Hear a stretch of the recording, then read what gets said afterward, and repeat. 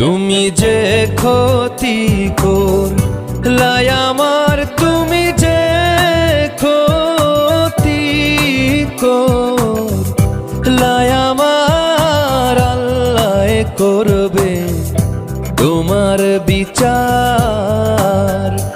আমার আল্লাহ করবে তোমার বিচার। তুমি অনেক দিন কাঙ্গাইলার বন্ধু, কাঙ্গায়ও না বেশি আর, আল্লাহ করবে তোমার বিচার। আমার আল্লাহ করবে তোমার বিচার।